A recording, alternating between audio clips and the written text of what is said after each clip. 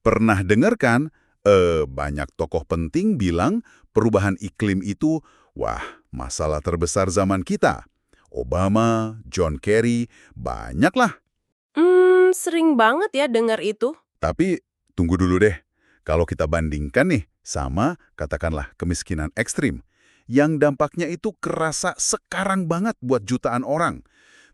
Gimana ya bandinginnya? Mana yang paling penting gitu? Itu dia pertanyaannya. Susah kan? Susah banget.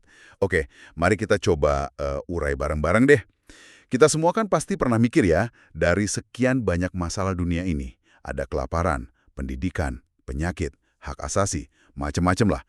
Kalau kita mau berbuat baik, mau bantu nih, fokusnya kemana ya, biar dampaknya tuh paling gede? Nggak mungkin semua kan soalnya. Lakukan eksplorasi mendalam persis soal ini nih. Kita bakal bedah kerangka berpikir dari bab 10 materi sumber Anda, buku Doing Good Better. Oke, Tujuannya tuh bukan cuma soal gimana cara berbuat baik yang efektif, tapi lebih dasar lagi, di mana sebaiknya kita arahin upaya kita, biar hasilnya paling maksimal, gitu. Kayak nyari kompas lah buat milih isu prioritas. betul sekali.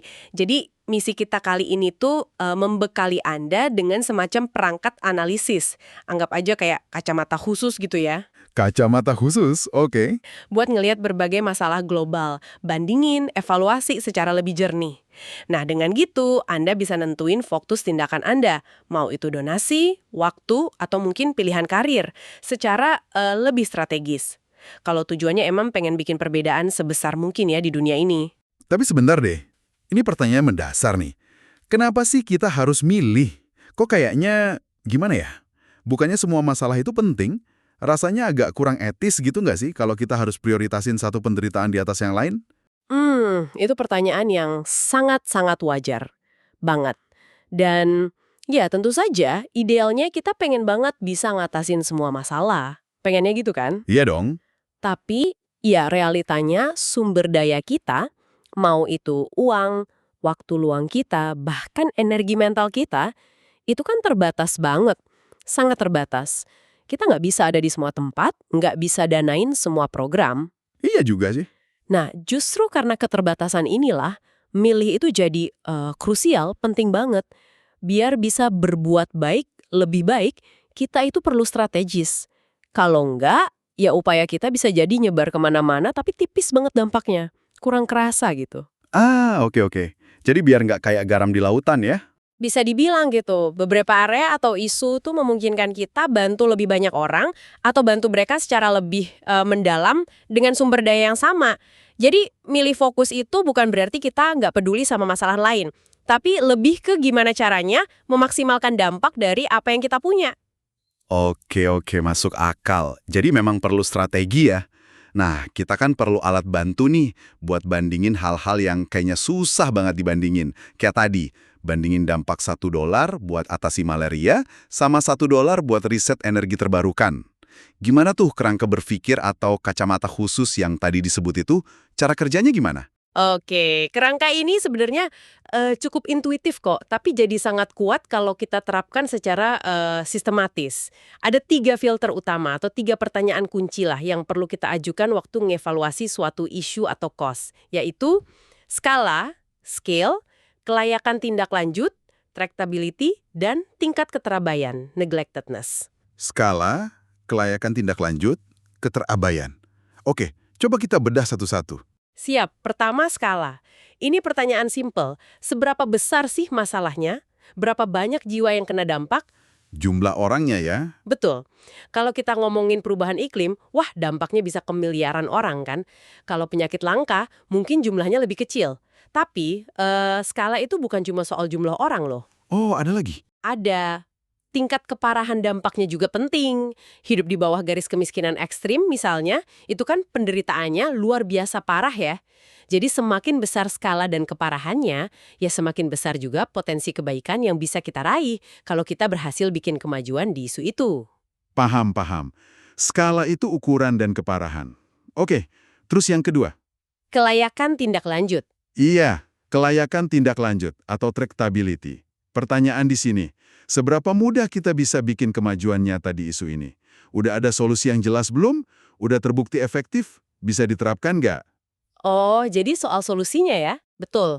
Apakah dengan nambah sumber daya, misalnya dana lebih banyak, peneliti lebih banyak, aktivis lebih banyak, kita beneran bisa ngubah keadaan secara signifikan? Contoh gampang nih, bagi-bagi kelambu anti malaria. Itu kan intervensi yang jelas banget, murah, terbukti efektif nurunin angka kematian. Nah, ini isu yang tractable, mudah ditindaklanjuti. Oke. Sebaliknya, kalau ada isu yang solusinya masih abu-abu atau rumit banget secara politik, nah itu mungkin kurang tractable, susah gitu bikin progresnya. Jadi ini soal kemudahan bikin perubahan ya. Oke, yang ketiga nih, keterabaian. Ini tadi katanya sering mengejutkan. Nah, ini dia. Tingkat keterabaian atau neglectedness ini yang seringkali paling kontraintuitif. Pertanyaannya, seberapa banyak sih perhatian dan sumber daya, uang, organisasi, orang pinter yang udah dicurahkan ke isu ini? Hmm, Berapa banyak duit yang udah ngalir? Berapa banyak LSM gede yang kerja di sana? Berapa banyak ahli yang mikirin solusinya? Nah, disinilah bagian menariknya. gimana tuh? Isu yang paling sering muncul di berita atau paling populer di galang dananya, itu belum tentu jadi tempat terbaik buat kontribusi tambahan dari kita. Loh, kok gitu? Tunggu-tunggu. Jadi maksudnya, kalau isunya udah banyak dibahas, udah banyak didanai, kontribusi kita jadi kurang berarti gitu? Rasanya aneh ya. Bukannya kita harus dukung isu-isu besar yang diangkat banyak orang? Nah, pemikiran Anda itu persis ngegambarin kenapa aspek keterabaian ini penting tapi sering banget kelewat. Logikanya gini deh, coba bayangin kayak lagi metik buah. Oke, metik buah. Di pohon isu yang populer banget, yang pemetiknya udah banyak, buah-buah yang paling gampang dijangkau, yang menggantung rendah itu, kemungkinan besar udah habis dipetik. Iya juga ya. Nah, buat dapat buah lagi, usahanya mesti lebih keras kan? Mungkin perlu naik tangga lebih tinggi, pakai galah, gitu kan?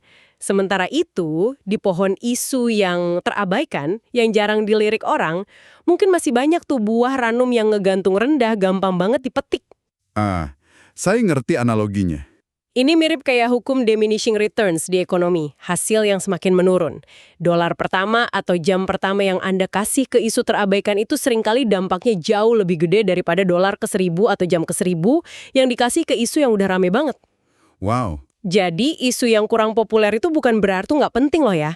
Malah bisa jadi itu ladang subur buat kita bikin perbedaan yang signifikan. Masih banyak low hanging fruit-nya. Wah, ini beneran ngubah cara pandang sih.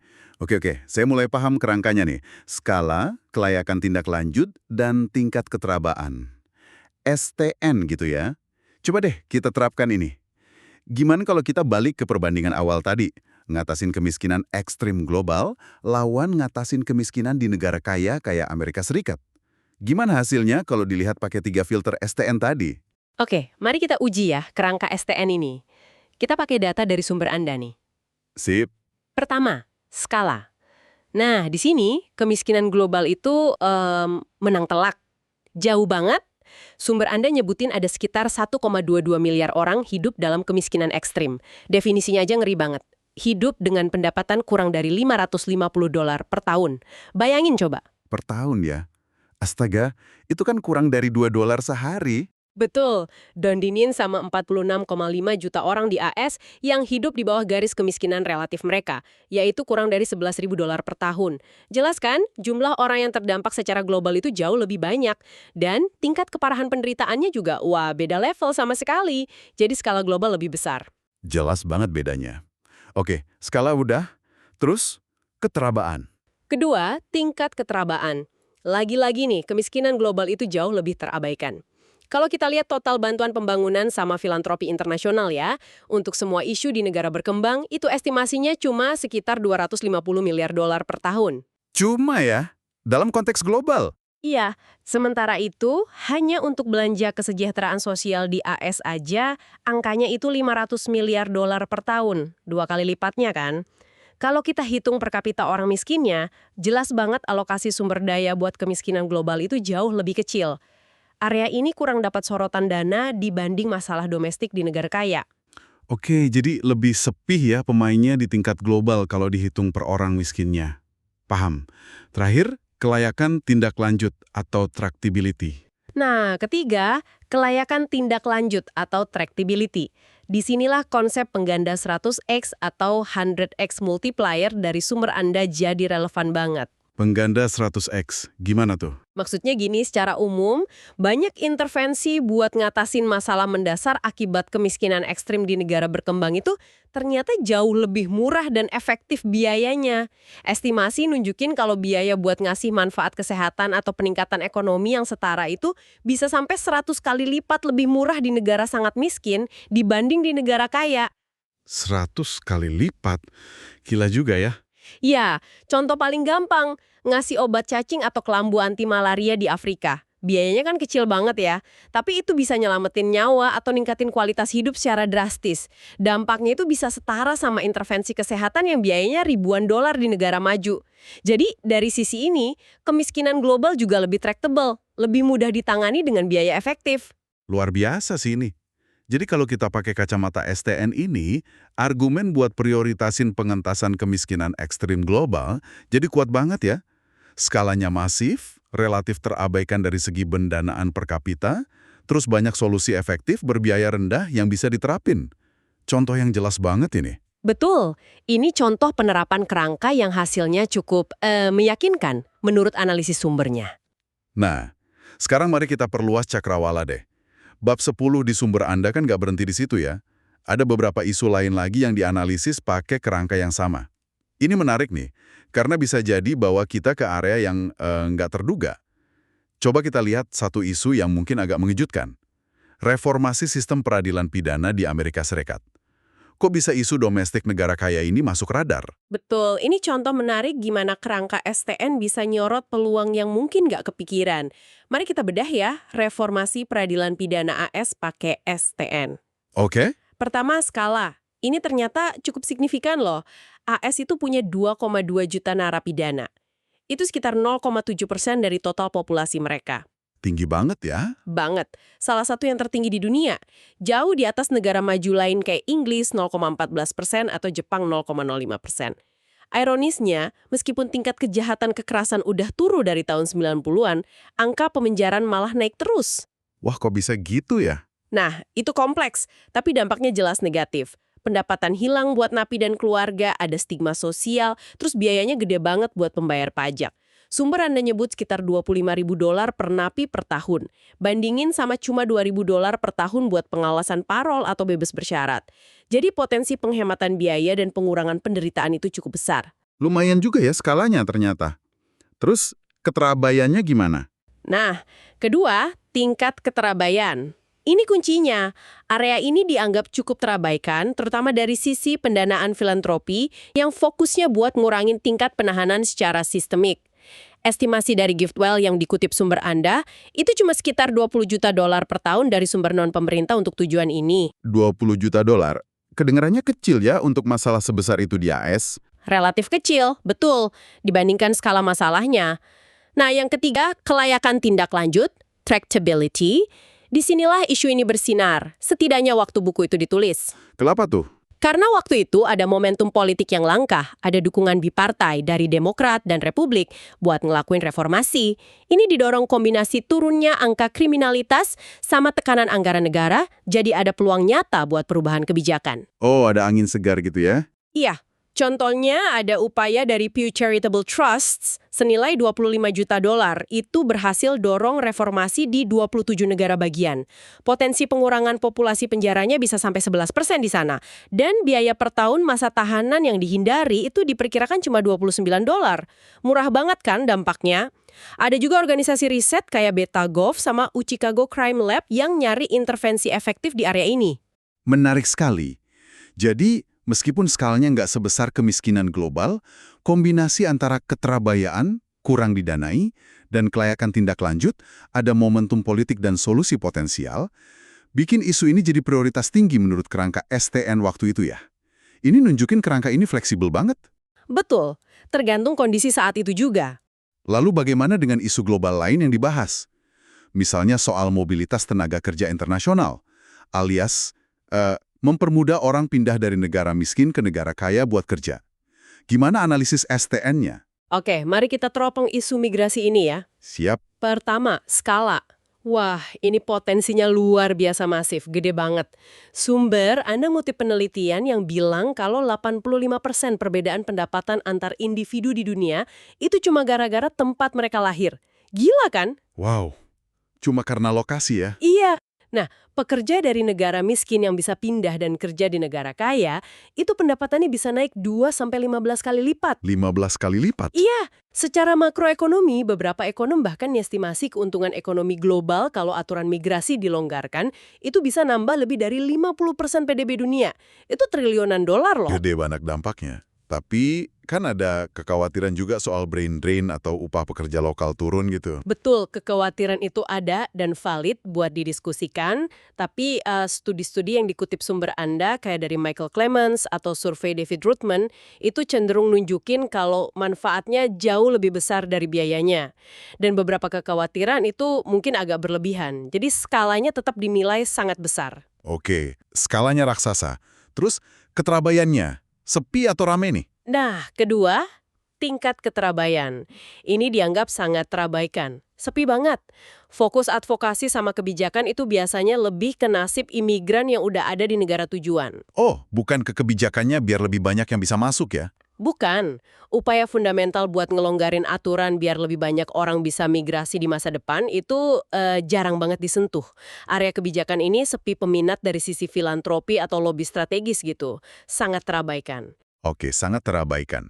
Nah, yang terakhir, kelayakan tindak lanjut. Gampang nggak bikin perubahan di sini? Nah, ini dia tantangan terbesarnya. Ketiga, kelayakan tindak lanjut atau tractability.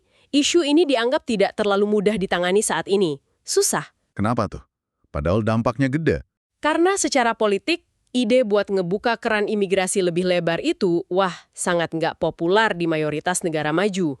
Data survei dari Eropa, Kanada yang dikutip sumber Anda, nunjukin sentimen publiknya cenderung nolak penambahan imigrasi. Ah, iya sih. Sering dengar beritanya juga. Akibatnya, ya susah banget buat dorong perubahan kebijakan yang signifikan dalam jangka pendek. Ada sih organisasi kayak Immigration Works yang coba lobby dari sisi kebutuhan dunia usaha, tapi ya jalannya terjal banget, politiknya kuat. Oke, jadi ini contoh isu dengan skala raksasa dan sangat terabaikan. Tapi kebentur tembok tebal di sisi kelayakan tindak lanjut karena faktor politik ya. Ini nunjukin banget gimana tiga filter itu saling kait-mengkait. Betul, nggak bisa dilihat satu-satu aja. Sekarang, mari kita balik lagi ke lawan tanding awal kita nih, perubahan iklim. Gimana kerangka STN menilai skenario perubahan iklim yang katakanlah standar, yang sering dibicarain, kenaikan suhu global 2-4 derajat Celcius gitu. Baik, mari kita evaluasi perubahan iklim standar ini ya. Oke, Pertama, skala. Nggak diragukan lagi ini sangat signifikan. Gede banget dampaknya. Luas, multidimensi.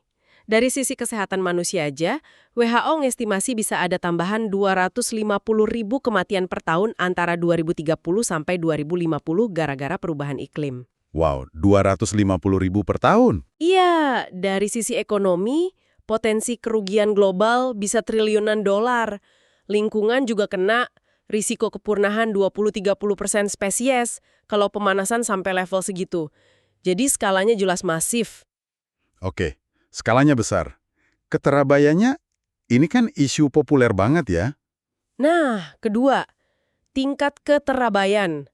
Di sininya bedanya yang mencolok sama isu kayak kemiskinan global atau reformasi peradilan pidana AS tadi. Perubahan iklim itu tidak dianggap terabaikan, sama sekali enggak. Justru rame banget ya. Nah, justru sebaliknya. Ini salah satu isu global paling terkenal, banyak dibicarain. Aliran dananya juga gede banget, baik dari pemerintah.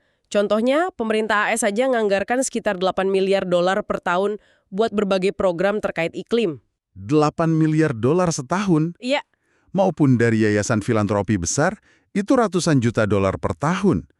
Perhatian media, publik juga tinggi banget kan?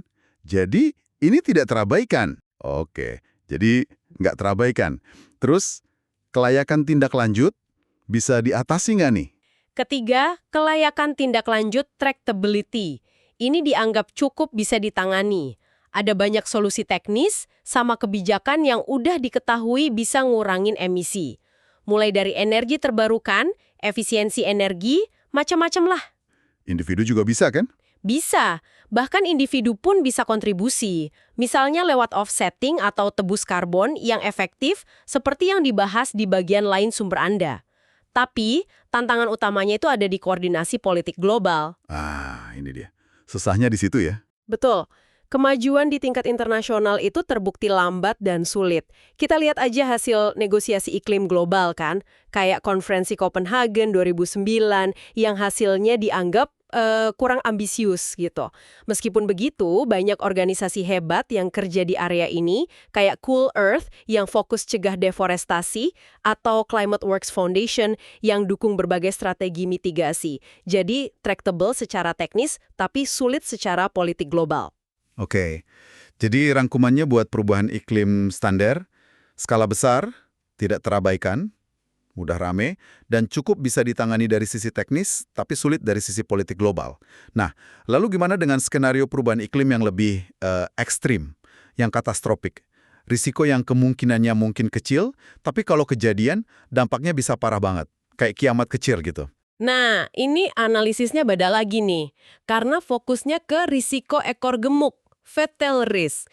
Probabilitasnya rendah, tapi kalau kejadian, konsekuensinya tinggi banget. Gimana tuh analisis STN-nya? Oke, pertama, skala. Wah, ini potensinya luar biasa masif, bahkan bisa ngancam keberlangsungan peradaban manusia. Serius. Ancaman eksistensial ya? Betul. Skenario ini biasanya melibatkan yang namanya tipping points atau titik kritis di sistem iklim bumi. Kalau batas ini kelewat, bisa micu perubahan iklim yang jalan cepat banget, nggak terkendali, dampaknya jauh lebih parah dari skenario standar tadi. Jadi, skalanya bisa katastrofik eksistensial. Ngeri juga ya bayanginnya. Terus, keterabaiannya gimana? Udah banyak yang mikirin risiko ini. Nah, kedua, tingkat keterabaian. Justru area risiko katastrofik ini dianggap cukup terabaikan. Aneh kan? Terutama dalam hal riset tentang gimana cara ngelola atau ngerespon skenario terburuk kayak gitu. Oh ya, kok bisa? Sumber Anda ngutip estimasi kalau cuma sekitar 11 juta dolar per tahun yang dihabisin secara global buat riset geoengineering. Geoengineering? Apa tuh? Itu upaya rekayasa iklim skala besar, misalnya teknologi buat mantulin sebagian sinar matahari balik ke angkasa. Sering disebut Solar Radiation Management atau SRM. Tujuannya buat ngedinginin bumi secara artifisial kalau terjadi darurat iklim. Nah, riset di area ini masih minim banget dibanding potensi dampaknya yang gede itu. Jadi, cukup terabaikan. Oke, cukup terabaikan risetnya. Lalu, kelayakan tindak lanjut. Bisa diapain risiko ini? Ketiga, kelayakan tindak lanjut, tractability. Ini dianggap cukup bisa ditangani, tapi fokusnya saat ini adalah lewat pendanaan riset lebih lanjut. Riset lagi ya? Iya, tujuannya ada dua. Pertama, buat memahami risiko skenario katastrofik ini lebih baik lagi. Kedua, buat ngejajaki dan ngeevaluasi potensi strategi darurat kayak geoengineering tadi, termasuk memahami risiko dan efek sampingnya. Terus gimana tata kelolanya kalau suatu saat amit-amit ya, terpaksa dipakai? Pasti kontroversial ya, ide rekayasa iklim gitu. Banget. Kontroversial dan punya resiko sendiri. Makanya, riset dan tata kelola yang hati-hati itu penting banget. Ada organisasi kayak Oxford Geoengineering Program atau SRM Governance Initiative yang kerja di area riset dan tata kelola ini. Tentu, upaya mitigasi umum kayak yang dilakuin Cool Earth atau Climate Works juga secara nggak langsung bantu ngurangin resiko ini. Paham. Jadi buat risiko iklim katastrofik, skala bisa sangat masif, relatif terabaikan dalam riset solusi daruratnya, dan kelayakan tindak lanjutnya saat ini adalah fokus pada riset. Oke, sumber Anda juga sempat nyinggung isu lain secara singkat kan ya di bab 10 ini? Betul, ada beberapa isu lain yang disebut sekilas. Misalnya peternakan pabrik atau factory farming. Oh iya, itu juga isu besar ya? Isu ini punya skala besar kalau kita mikirin jumlah hewan yang terlibat sama tingkat penderitaannya. Plus dampak lingkungannya juga kan? Tapi penilaian tingkat keterabaian sama kelayakan tindak lanjutnya itu jadi sangat bergantung pada sejauh mana sih masyarakat kita peduli sama kesejahteraan hewan non-manusia. Itu kan ada penilaian nilai di sana. Iya, ada aspek etis yang kuat ya. Betul. Terus ada juga penyebutan soal risiko katastrofik global lainnya di luar perubahan iklim. Misalnya potensi perang nuklir atau pandemi global yang disebabin patogen rekayasa genetika. Nah, buat isu-isu kayak gini, penilaian STN-nya jadi kompleks banget. Kenapa kompleks? Karena sangat bergantung pada penilaian nilai atau value judgments pribadi kita masing-masing. Seberapa besar bobot yang kita kasih buat penderitaan hewan? Seberapa besar perhatian yang harus kita kasih buat risiko masa depan yang probabilitasnya mungkin rendah, tapi dampaknya bisa hancurin seluruh umat manusia? Itu nggak ada jawaban gampang. Oke.